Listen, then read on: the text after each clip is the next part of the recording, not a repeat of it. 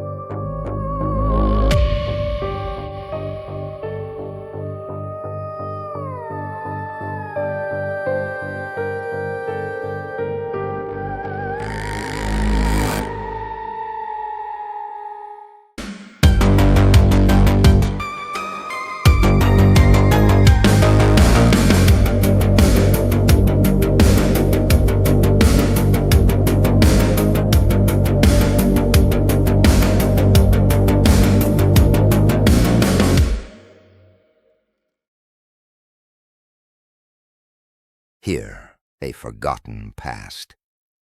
When the first Zara stepped out from the fog, they weren't hunting blood, just darkness, perfect, absolute, forgiving dark. Their skin rejected the sun the same way roses reject hail, broke out in blisters, wept pale rivers, so they folded themselves inside the mountain and waited for centuries. Until one human boy wandered too close and heard music. But the Alps were only the beginning. Whispers carried on the wind, drawing them northward to the far reaches where twilight reigned eternal. Lands of perpetual dusk, Scandinavia's shadowed fjords, the icy vales of the Arctic Circle. There the sun skimmed the horizon like a thief, never fully rising, never fully scorching. The Zara thrived in that half-light, weaving their existence into the auroras and the endless nights. They built hidden enclaves in glacial caves, where the cold preserved their secrets, and the auroral glow painted their pale skin in ethereal hues. No more hiding from the blaze. Here the world bent to their rhythm, a symphony of perpetual shadow. And as the boy listened to that haunting melody echoing from the depths, he didn't know he was the first bridge between worlds, one that would spawn legends of creatures who danced with the northern lights, eternal guardians of the gloam. And then there's Howlin' Catch'em, Hal to the ones who dare get close. The Zara's own troubadour, turning night into melody. But before we step into his world, let's remember where it all began. 7th century. The Zara crawled out of a womb of rock. They didn't burn at once, just a slow fever. Hours under the sun, then skin cracked like old porcelain. Enough to scar, enough to remember. So they retreated and built a world where moonlight was currency, where time was a servant, not a thief. They didn't fear the dark. It was the only thing that never betrayed them. And humans? They heard whispers, shadows that moved too gracefully, pale faces in torchlight. Vampires, they called them. Never asked why they cried when dawn broke. Never cared. Now, Zara culture. Simple, no mirrors. They say reflection steals years. No clocks. They count in moon phases, not minutes. Music, that's breath to them. Their lullabies raise the dead, or at least make the living dream longer, blessed with freakish long lives. thanks to a tiny genetic kink. They drink vinegar like wine. Not for taste, no, for the burn. It mends them from inside, makes their nails harder, eyes sharper. Monkey blood? That's caviar. They drain it out of wild troops, never humans. No cults, no coffins, no need. A myth has the luxury of never needing to explain itself. I have no such privilege tonight. Sit if you like. The cold won't harm you. Much. Your music. People say it changes them. Music isn't a weapon or a medicine. It's memory without walls. When I play, I'm not giving you something new. I'm reminding you of what you already carry inside. The things you buried under clocks and daylight. Grief, wonder, the ache of knowing you'll end. Zara, don't forget those feelings. We simply outlast them. I have walked these mountains for 210 winters now, barely a third of the way through what most Zara consider a full life. 3 centuries is the common span for the hardy ones, 9 for the ancients who still remember the first glacial retreats and the songs the ice sang as it carved the valleys.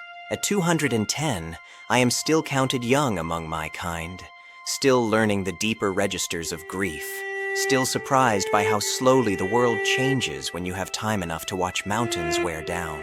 The sun remains our oldest exile.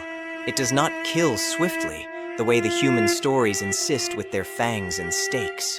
No, it creeps. A morning's careless exposure brings warmth that turns to itch, then to fever, then to skin that splits like dry riverbed under noon heat. Hours more, and the blisters rise, pale and weeping. A full day beneath open sky would leave me scarred for decades. The kind of mark that even vinegar and moonlight can only soften, never erase. So we surrendered the day long ago. We folded ourselves into twilight, into the gloam where the light is gentle and forgiving, where our bodies remember they were never meant for blinding clarity. Because we lived so long, 3 to 9 centuries threaded on the same fragile string, our culture became a slow unfurling. We do not rush courtship. A Zara might spend 50 years simply listening to another's silences before naming the feeling between them. We grieve in layers, letting sorrow settle like sediment in a still lake, knowing it will be there when the next century turns. Our enclaves, carved into cliffs, hidden beneath perpetual auroral veils, are lit only by what does not burn. Candle glow, phosphorescent moss, the cold silver of reflected moonlight. Sound is sacred here. We speak softly because echoes last longer than words. Music is not pastime, it is architecture. The lullabies we compose mend flesh as surely as they mend memory, coaxing the body to heal what daylight tried to ruin. We drink vinegar like sacrament, sharp, cleansing fire that keeps skin supple, nails hard, senses keen across the slow centuries. Monkey blood, drawn sparingly from the high wild herds during solstice rites, is our rare vintage, rich, grounding, a reminder we remain creatures of pulse and vein. Mirrors we forbid, not from vanity, but because a reflection can trap a fragment of the soul, thinning the essence we must carry for so many years. Clocks we abandoned as cruel inventions, we measure by moons, by the migration of nightbirds, by the slow turning of constellations that outlive us all. At 210, I still feel the pull of wonder. I watch human fires spark on distant ridges and marvel at how fiercely they live within their handful of decades. How they cram laughter, rage, love, regret into a blink while we stretch the same emotions across centuries until they become something smoother, quieter, almost geological. Sometimes I envy the brevity that makes every choice feel final. Most times I'm grateful for the patience it grants me, time to refine a single melody until it rings true enough to outlast empires. We hide not from shame or malice, but from a light that would unmake us, and from a world that has always feared what endures too long. I sit at these keys, fingers tracing notes that were old when I was born, and I play for the dark that has kept us. For the elders who reached their 9th century and still whisper of the first dawn that drove us underground. For the young who will follow when I am only halfway through my own span.